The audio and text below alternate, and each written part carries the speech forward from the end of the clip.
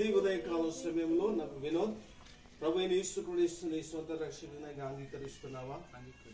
యేసుక్రీస్తు నీ పాపముల కొరకు ఈ లోకానికి 2000 సంవత్సరాల క్రితం వచ్చాడని నమ్ముతున్నావా?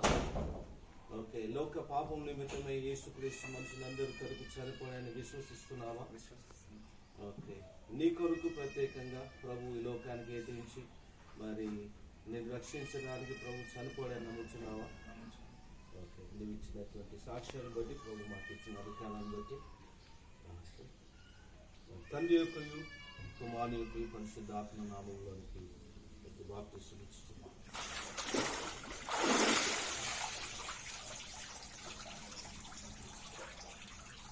చిన్న ప్రార్థన చేసుకుందాం.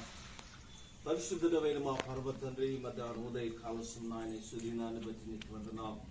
భూలోకములు ఒక పాపి అయ్యా రక్షించబడటం పరలోకములు గొప్ప ఆనందం, నిత్య ఆనందం, పరమానందం. దేవుడు దేవదూతలతో సంతోషిస్తున్న సంగతిని మేము జ్ఞాపకం చేసుకుంటున్నాం. మా పరివర్తన ఉదయ కాలశంలో ఆయన మీరు ఎంతగానో సంతోషిస్తున్నారు నాయన. వినోదును భాగ్యమను ఆయన మీ రాజ్యంలోనికి అయ్యా మీరు ఆస్వాదించినందుకు వందనాలు. ఆయన ఈ రక్షణ మీరు బిడ్డలకు అనుగ్రహించినందుకు వందనాలు తెలియజేస్తున్నాం. జీవ గ్రంథంలో వారి పేర్లు మీరు రాసినందుకు నీకు వందనాలు తెలియజేస్తున్నాం తండ్రి. వారి బ్రతుకు దినములన్నీ నీకు మహిమకరంగా నీకు ఇష్టంగా జీవించటకు నీ కృపను అనుగ్రహించండి. కష్టాలు, శ్రమలు, బాధలు, ఇరుకులు, సమస్యలు వారిని వేధించినప్పటికీ ఆయన మరణం వరకు నీకు నమ్మకంగా జీవించేటువంటి కృపను, ధన్యతను, సహనాన్ని బిడ్డలకు మీరు అనుగ్రహించండి. ఆయన కృష్ణుడికి బాప్తిసం పొందిన బిడ్డలు మీరు జ్ఞాపకం చేసుకున్నట్టు ఆశీర్వదించండి.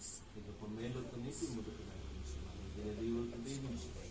యేసు పరిశుద్ధ నామమును ప్రార్థించి వేడుకుంటున్నాం తండ్రి. పరమ తండ్రి దేవుని ప్రేమ, ప్రభును ప్రియరక్షకుడైన యేసుక్రీస్తు వారి కృప, పరిశుద్ధాత్మ కన్నుల సహవాసం ఈ బిడ్డలిద్దరికీ బాధ్యతకు వినోదకు సదా తోడై ఉండును గాక.